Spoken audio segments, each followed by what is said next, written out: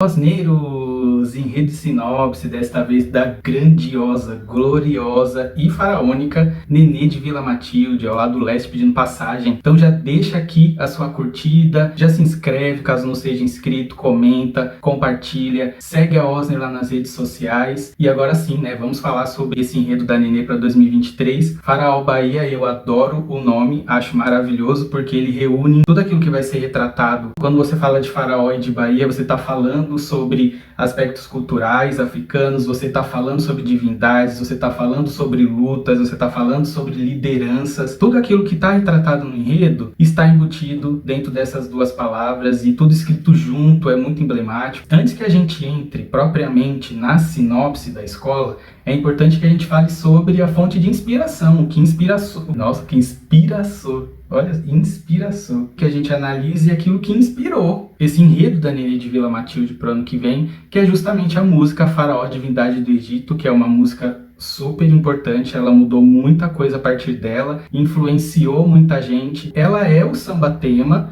do Grupo Olodum para o Carnaval de 1987. Os blocos afro, assim como as escolas de samba, têm a tradição de cada ano falar sobre um tema e também tem essa tradição de fazer o concurso para escolher um samba-tema que vai conduzir aí a apresentação do bloco. Além do samba-tema, eles também têm a tradição de escolher o samba-poesia, que se você for fazer um paralelo com as escolas de samba, seria como se fosse um samba de quadra, um samba-exaltação. Isso é justamente uma herança das escolas de samba, que ali na década de 1960 eram bastante presentes em Salvador, um pouco antes do surgimento dos blocos afro, então isso foi mantido. E o Olodum, em 1987, tendo justamente o Egito como tema, fez o concurso e a campeã é justamente Faraó, Divindade do Egito, composta pelo Luciano Gomes. E essa música que serve de inspiração para o enredo da Nenê de Vila Matilde. E agora sim, aqui sim a gente vai falar especificamente sobre a sinopse. Tem 3 divisões bastante claras e bastante evidentes. Na primeira divisão, a gente tem a escola fazendo um clamor para que o Olodumare abra as portas da Bahia. Ele tem Egito, só que ele não acontece no Egito. Todo o enredo acontece dentro da Bahia.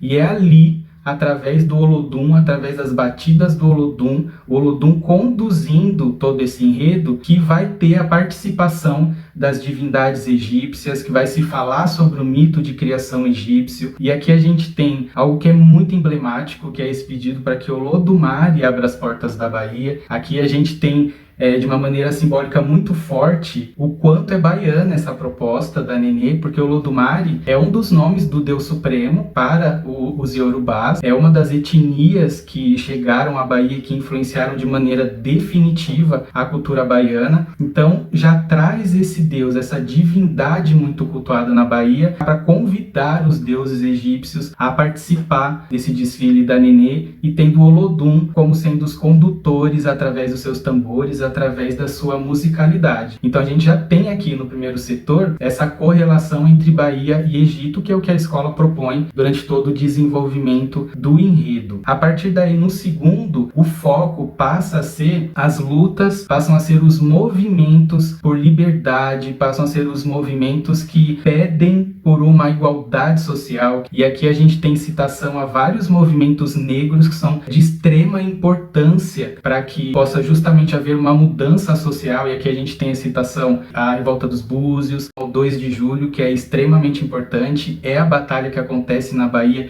que tem negros e indígenas como protagonistas, que marca o momento em que o Brasil finalmente se vê livre do domínio português, portanto é comemorada como sendo a independência da Bahia, e deveria sim ser a data a ser comemorada como independência do Brasil. A partir dessas revoltas, a sinopse ela entra dentro da criação do Ileaê. E aqui, gente, é de extrema importância. O Ileaê ele foi criado em 1974, numa época em que na Bahia existiam as escolas de samba e existiam também blocos com temáticas indígenas, mas não existia ainda blocos que exaltassem a africanidade. Não existiam ainda blocos que falavam sobre a cultura, que falavam sobre toda a relevância da herança africana dentro da Bahia. E o Ileaê ele surge dentro do contexto já com essa proposta. Então ele é muito revolucionário. O próprio Olodum é criado 6 anos depois. O Eleaê, ele vem antes, é o que principia toda essa questão. E aqui ele cita a mãe Hilda de Tolu, que é uma Ialorixá. Só ela já daria um enredo e seria um enredo maravilhoso e bastante complexo. Mãe Hilda, enquanto Ialorixá, ela é a representante dos orixás junto àquela comunidade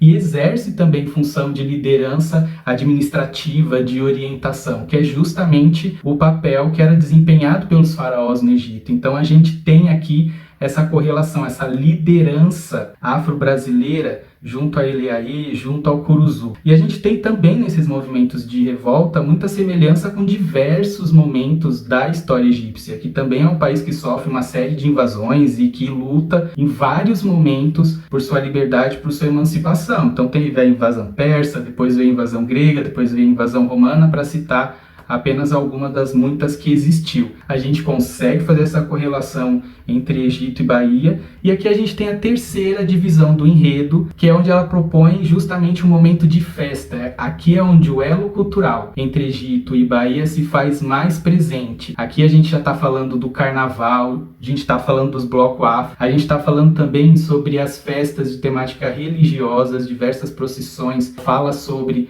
a festa do Bonfim, e é nesse momento dessa inserção cultural que faz essa junção de sagrado, de profano, de festa e de religiosidade, que surge a Nenê de Vila Matilde, porque existe um laço de africanidade que reúne Bahia, que reúne Egito e que reúne Nenê, que reúne a comunidade matildense de grande força negra, uma escola fundada por negros, mantida por negros, onde suas vitórias, as suas conquistas têm como base a comunidade negra da Zona Leste e da Vila Matilde. Então o enredo ele faz esse fechamento em grande estilo, quando ele justamente endeusa essa comunidade. Ou seja, a comunidade da Nenê de Vila Matilde, ela é faraônica. A Nenê é faraônica. Ela tem toda essa importância, ela tem toda essa liderança embutida dentro da sua história, dentro das suas tradições. Então faz uma grande celebração. Aqui nesse fim é justamente a reunião de Bahia, de Egito e de Nenê de Vila Matilde. E aqui é onde a gente vê justamente, tem uma frase no samba tema, né, que serve como inspiração, que é maravilhoso, que é quando as tranças dão espaço aos turbantes de Tutancâmon. Então a gente vai ver justamente a Nenê de Vila Matilde com esses turbantes, com toda essa grandiosidade que um faraó sempre teve perante a cultura egípcia, que os líderes negros sempre tiveram na história da Bahia e que se replica também na história da Nenê de Vila Matilde. Gente, então olha, é isso, esse é o enredo lindo que a Nenê de Vila Matilde vai levar para o carnaval